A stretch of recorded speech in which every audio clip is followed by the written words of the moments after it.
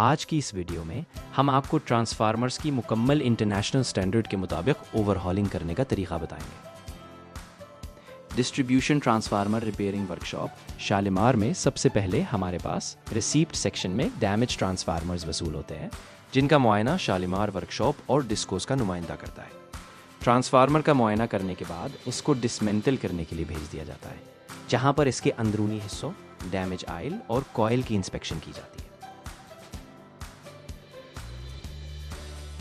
इसके बाद खराब आयल को ऑयल प्लांट सेक्शन में ड्रेन करके डर्टी आयल स्टोरेज टैंक में इकट्ठा कर दिया जाता है और गंदे टैंक को सफाई के लिए टैंक सर्विस सेक्शन में भेज दिया जाता है, जहां टैंक को अच्छी तरह धोकर उसके अंदर रेड ऑक्साइड करके 24 घंटे के लिए ओवन में मुंतकिल कर दिया जाता है और ट्रांसफार्मर के एक्टिव पार्ट को असेंबली सेक्शन में रिपेयरिंग के लिए भेज दिया जाता है।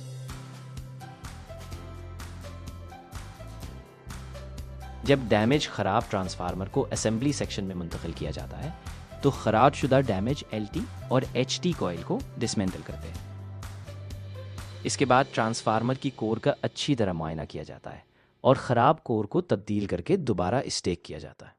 इस अमल के दौरान इस बात को यकीनी बनाया जाता है कि ट्रांसफार्मर की कोर को मुकम्मल तौर पर कार्बन फ्री किया जाए और कोर की स्टेकिंग दुरुस्त अंदाज में की जाए ताकि ट्रांसफार्मर के आयरन लॉसेस कम से कम। इसके बाद कोर की दुरुस्त पैमाइश डायमेंशंस की जाती हैं, जिनमें कोर की लंबाई, डायामीटर और एक लिम्ब से दूसरे लिम्ब तक का फासला शामिल होता है। ये काम ट्रांसफार्मर की नई वाइंडिंग के लिए बहुत ज़रूरी होता है। कोर की डायमेंशंस का अमल मुकम्मल होने के बाद वाइंडिंग सेक्शन में उन्हीं डायमेंशंस के मुताबिक LT वाइंडिंग के अंदर वाला सिलेंडर तैयार किया जाता है। फिर इसके ऊपर ट्रांसफार्मर की रेटिंग के मुताबिक कॉपर का इंतखाब करके उसे वाइंड किया जाता है। इसके बाद मतलूबा रेशो के मुताबिक HT वाइंडिंग तैयार करके उसे असेंबल कर दिया जाता है।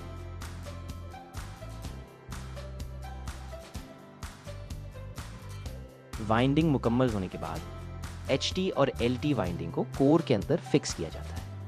आखिर में ज़रूरी टेस्टिंग के बाद वाइंडिंग को दोबारा असेंबली सेक्शन में मुंतकिल कर दिया जाता है।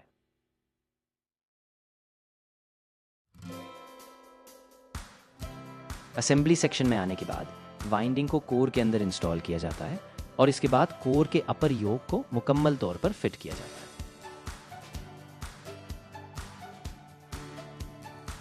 और सपोर्टिंग गार्ड और टॉप कोर लगाकर ट्रांसफार्मर को वेल्डिंग सेक्शन में भेज देते हैं।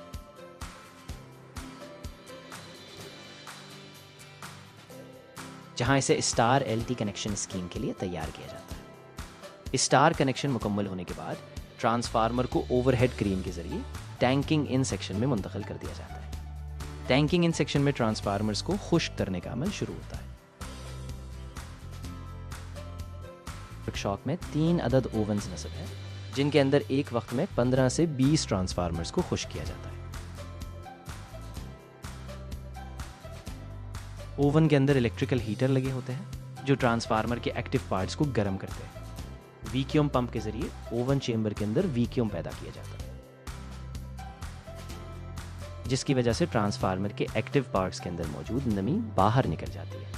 ये अमल तकरीबन 72 घंटों तक जारी रहता है। ट्रांसफार्मर के खुश्क होने के बाद उसके nut bolt, core supporting structure वगैरह को दोबारा टाइट किया जाता है और एक्टिव पार्ट को टैंक के अंदर शिफ्ट कर दिया जाता है। इसके साथ साथ टैंक के अंदर ट्रांसफार्मर ऑयल फिल किया जाता है। वर्कशॉप के अंदर न्यू ऑयल स्टोरेज की कैपेसिटी 75,000 से 1 लाख लीटर तक है। इस ऑयल को डिहाइड्रेशन करने के लिए मुख्तलिफ कैपेसिटी के 4 अदद डिहाइड्रेशन प्लांट्स नस्ब किए गए। इन प्लांट्स के जरिए ऑयल को साफ किया जाता है और फिर उसे ट्रांसफार्मर के मेन टैंक में भरा जाता है और ट्रांसफार्मर को टेस्टिंग के लिए भेज दिया जाता है। तकरीबन 24 घंटे के बाद ट्रांसफार्मर की हाई वोल्टेज और लो वोल्टेज टेस्टिंग की जाती है। इसमें open circuit, short circuit, megger, induced over voltage insulation test और separate source with over voltage stand test, high voltage test 34 kV शामिल होते हैं। ट्रांसफार्मर की टेस्टिंग इंटरनेशनल स्टैंडर्ड के मुताबिक की जाती है। ये तमाम टेस्ट्स मुकम्मल करने के बाद ट्रांसफार्मर भी पेंट सेक्शन में भेज दिया जाता है। पेंट सेक्शन में आने के बाद ट्रांसफार्मर की रेडिएटर ट्यूब्स और टॉप कोर को डस्ट फ्री किया जाता है और फिर ट्रांसफार्मर को इनामल पेंट किया जाता है। और पेंट का अमल मुकम्मल होने के बाद ट्रांसफार्मर्स को रिकॉर्ड के मुताबिक डिस्कोस क्लाइंट्स को जारी कर दिया जाता है। इस पूरे अमल को हाईली टेक्निकल इंजीनियर्स की ज़ेर निगरानी करवाया जाता है।